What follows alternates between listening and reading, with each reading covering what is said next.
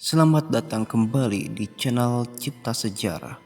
Kali ini kita akan membahas kelanjutan episode lalu, yaitu masa kejayaan Kekaisaran Ottoman.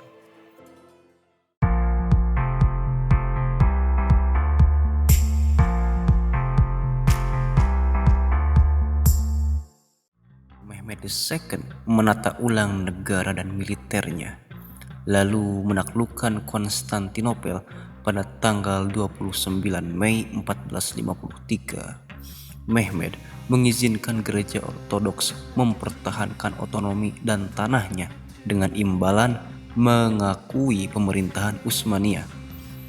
Karena hubungan yang buruk antara negara-negara Eropa Barat dan Kekaisaran Romawi Timur, banyak penduduk ortodoks yang mengakui kekuasaan Utsmaniyah alih-alih Venesia.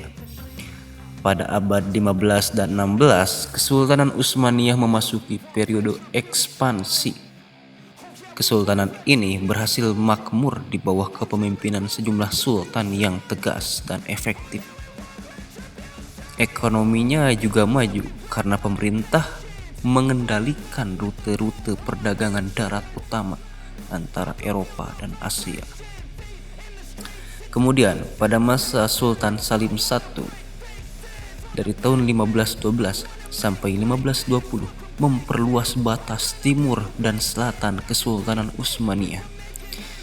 Kemudian secara dramatis mengalahkan Shah Ismail dari Persia Safawiyah dalam pertempuran Chaldiran.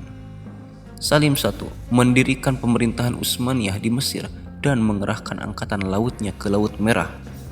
Setelah ekspansi tersebut, persaingan pun pecah antara Kekaisaran Portugal dan Kesultanan Utsmaniyah yang sama-sama berusaha menjadi kekuatan besar di kawasan. Kemudian, setelah Sultan Salim I wafat, penerusnya Sultan Sulaiman yang Agung atau Sultan Sulaiman Al-Qununi mencaplok Beograd pada tahun 1521 Masehi.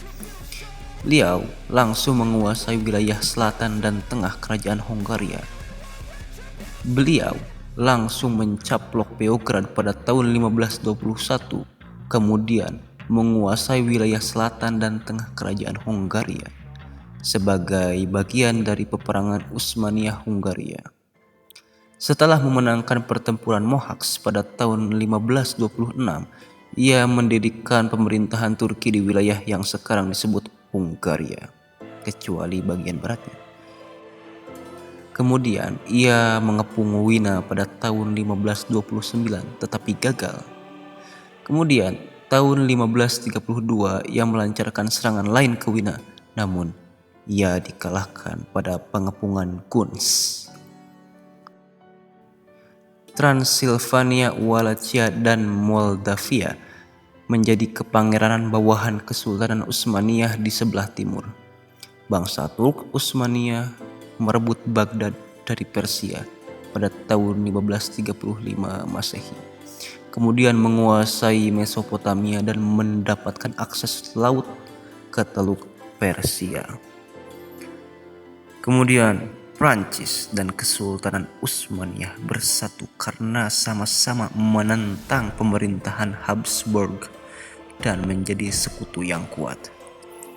Penaklukan Nice 1543 dan Korsika 1553 oleh Prancis adalah hasil kerjasama antara pasukan dari kerajaan Prancis dan pasukan kerajaan Utsmaniyah.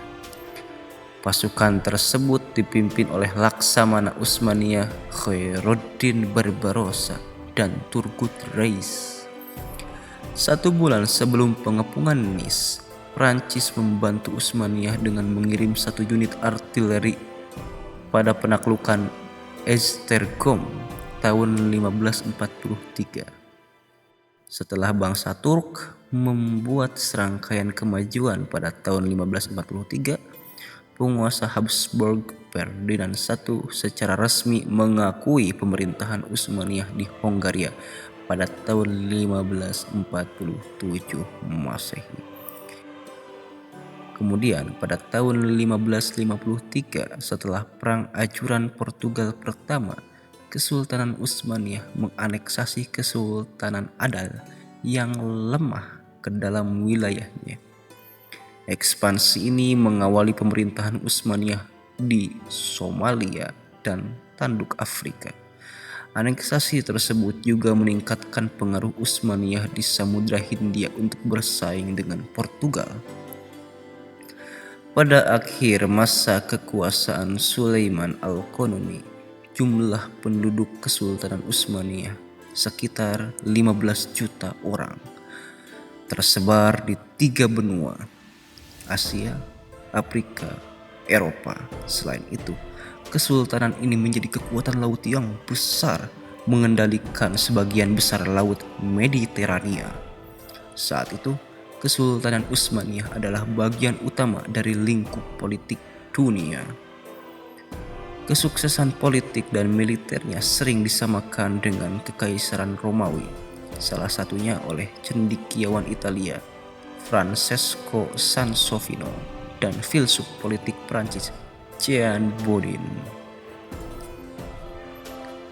Oh iya, nantikan segmen terbaru channel Cipta Sejarah yang akan membahas sejarah tokoh-tokoh besar dunia. Insya Allah akan tayang perdana 1 minggu lagi. Demikian pembahasan ini, semoga dapat menambah wawasan dan pengetahuan kita.